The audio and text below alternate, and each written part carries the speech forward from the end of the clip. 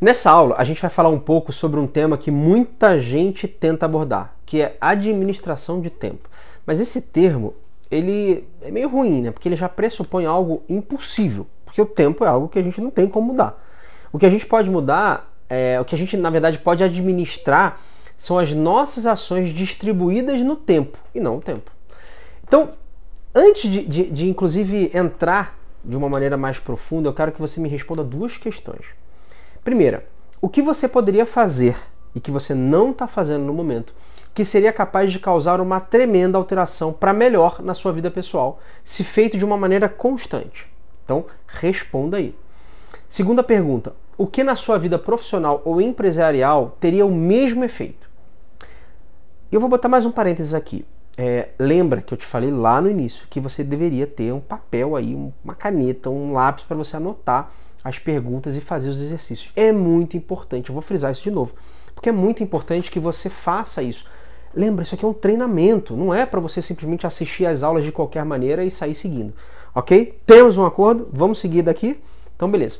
Então, basicamente, a gente passa o nosso tempo de 4 maneiras, tá? E os 2 fatores que definem uma atividade são urgente e importante.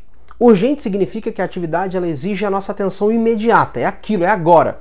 Né? As coisas urgentes elas se impõem sobre nós. Então, um telefone que toca é urgente. Sabe quando você está ali sentado trabalhando e aquele WhatsApp que pula? Isso é uma coisa urgente. A maioria das pessoas elas não conseguem admitir a hipótese de simplesmente deixar o telefone ali tocando, deixar o WhatsApp pulando.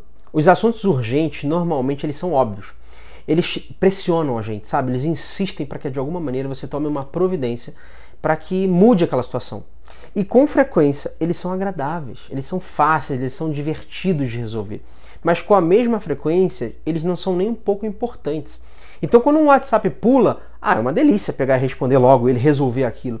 Mas não tem, na grande maioria das vezes, uma importância naquilo ali. A importância, por outro lado, ela tem a ver com resultados.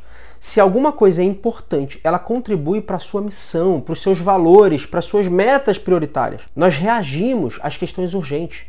As questões importantes, que não são tão urgentes, exigem mais iniciativa, mais proatividade nossa. E a gente precisa agir para aproveitar as oportunidades que tem na nossa vida, para fazer com que as coisas aconteçam na nossa vida. Então, olha aí para esse quadrante, olha aí para essa matriz que está aparecendo na sua tela agora. O quadrante 1, ele é tão urgente quanto importante.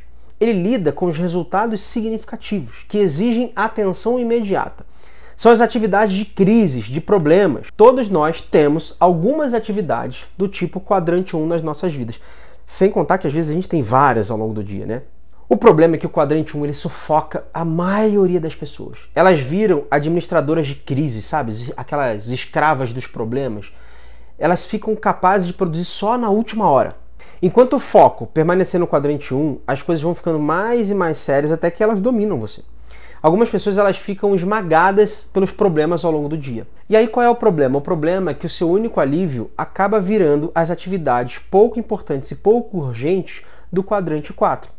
Assim, quando a gente olha para a sua matriz total, 90% do seu tempo se encontra no quadrante 1 e a maior parte dos 10% restantes você está no quadrante 4, com uma atenção irrisória dedicada aos quadrantes 2 e 3.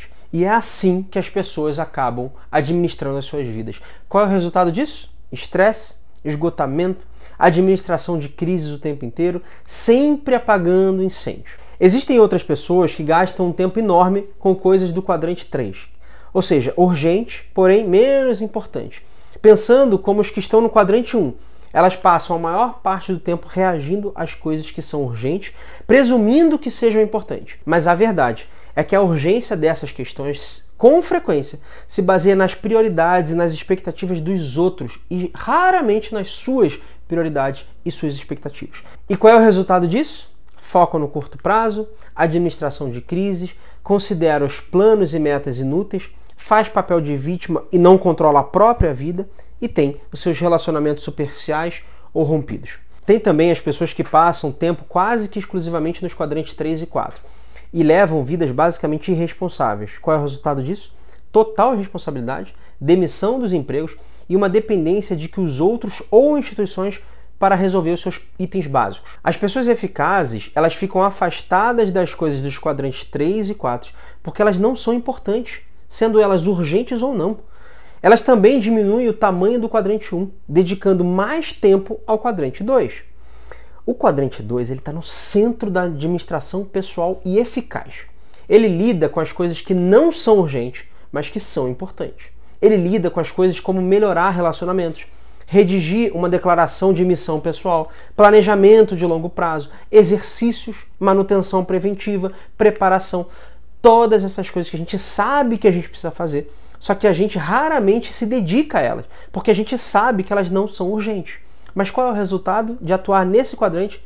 Uma visão de perspectiva, equilíbrio, disciplina, controle e principalmente pouquíssimas crises. Tendo em mente a matriz que eu acabei de te apresentar, eu quero que você reflita um pouco sobre a maneira como você respondeu as duas perguntas lá no início dessa aula. Em que quadrante que elas se encaixam? Elas são importantes? São urgentes? O meu palpite é que elas provavelmente se encaixam no quadrante 2. Elas são obviamente importantes, né? Profundamente importantes, mas elas não são urgentes. E como elas não são urgentes, o que acontece? Você não realiza. Agora pega esse ponto que é muito importante. Reveja a natureza dessas questões que eu coloquei lá.